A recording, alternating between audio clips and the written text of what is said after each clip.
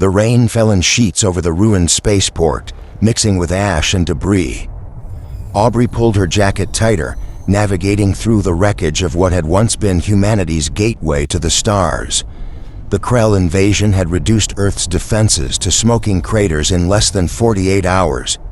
Now, the few survivors scattered like ghosts through the skeletal remains of civilization. She shouldn't have been out here. Command, what was left of it, had ordered all remaining personnel to the bunkers, but Aubrey had never been good at following orders when people needed help.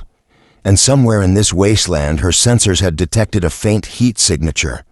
The creature was small, no larger than a human child, huddled beneath a collapsed transport shuttle. Its skin shimmered with bioluminescent patterns that pulsed weakly, fading with each labored breath. Aubrey had seen many alien species during her years as a relief coordinator, but never one like this.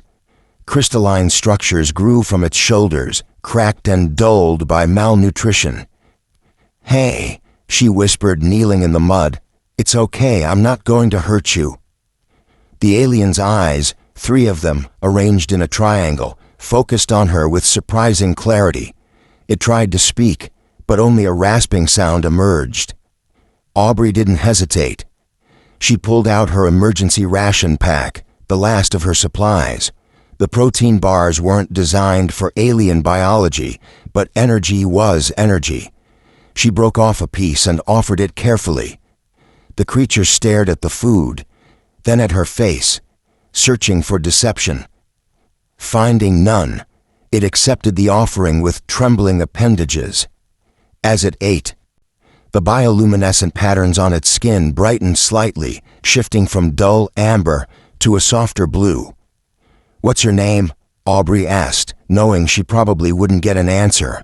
The alien touched its chest with one delicate finger. "Andrew," it managed, the syllables clearly foreign to its physiology. Aubrey smiled despite everything. "Andrew, that's a good name. I'm Aubrey." She stayed with him through the night, sharing what little she had. When her rations ran out, she gave him her water. When the temperature dropped, she wrapped him in her thermal blanket. They couldn't communicate beyond basic gestures, but something passed between them in those dark hours. A recognition of shared suffering, of kindness given when it mattered most. By morning, a Krell patrol forced Aubrey to retreat to the bunkers. She looked back once, hoping Andrew had found shelter. Then the Earth shook with another bombardment and she ran. 3 months later, Earth was dying. The Krell had blockaded the planet, systematically destroying any attempt at resistance. Billions had perished. The survivors lived underground, rationing air and water, waiting for the inevitable final assault. Aubrey sat in the command bunker, staring at the tactical display. Red icons surrounded Earth like a noose.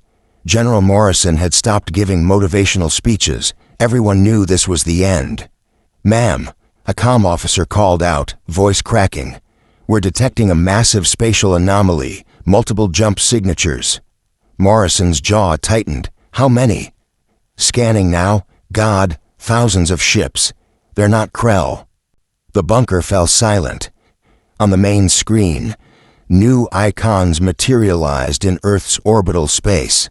Not dozens, not hundreds. 10,000 vessels, each one larger than anything humanity had ever built, emerged from hyperspace in perfect formation. "They're broadcasting on all frequencies," the comm officer said, hands shaking.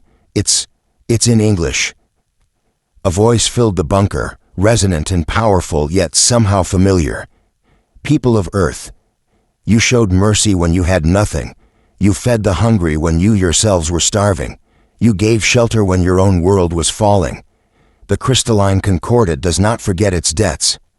Aubrey's heart stopped. Those speech patterns, that careful pronunciation. "Andrew," she whispered. The tactical display exploded with activity. The crystalline fleet moved as one, their weapons tearing through the Krell blockade like tissue paper. Technology thousands of years beyond Earth's understanding turned the tide in minutes. The Krell, suddenly faced with an enemy they couldn't comprehend, broke and fled. Within hours, it was over. A single crystalline ship landed near the bunker complex. Aubrey stood in the rain, always rain now, as a figure descended the ramp. He was taller now, nearly 8 feet, his crystalline structures gleaming with health and power. But those 3 eyes, arranged in that familiar triangle, held the same gentle recognition. "Aubrey," Andrew said, his voice now fluent and confident. "When I fell from my scout ship during the initial Krell assault, I was certain I would die alone on an alien world. You taught me that mercy transcends species, that kindness is the universal language. You were just a child," Aubrey said, tears streaming down her face. I couldn't leave you. I was the crown prince of the crystalline concordat," Andrew corrected gently. "But on that night I was a frightened child and you were the hand that reached out in darkness. My people have a saying, a debt of survival is paid with a fleet of protection." He gestured to the sky, where 10,000 ships maintained their vigil. "Consider it paid, though it seems insufficient." General Morrison approached, saluting awkwardly. "Your Highness, Earth owes you." Andrew raised a crystalline hand. "Earth owes nothing. It was Earth who gave first. We are merely repaying what we can never truly equal. The gift of hope when all hope was lost." He turned back to Aubrey. "We will help rebuild. We will share our knowledge. And we will ensure that no species ever threatens this world again. Because humanity, for all its flaws, has something many advanced civilizations have lost: the instinct to help the helpless, even at cost to themselves." Aubrey looked up at the alien ships forming a protective lattice around her battered world. She thought of all the people who had died, all the suffering that could have been prevented if only someone had come sooner. But Andrew seemed to read her thoughts. "Your people call this genre humanity, fuck yeah," he said, surprising her with the crude phrase. "I have studied your culture, and I understand it now, because when you found me, broken, alone, and afraid, you didn't ask what I could offer. You didn't calculate the odds of survival. You simply saw someone who needed help, and you helped." He placed a gentle hand on her shoulder, the gesture achingly human. "That," he said softly, "is why humanity deserves to survive. Not because of your weapons or your ships or your strategies, but because when the universe is cold and dark and cruel, you choose to be warm and bright and kind, and that is the most powerful force in the cosmos." Above them, 10,000 ships hummed with power, a promise carved in starlight. Earth would never stand alone again.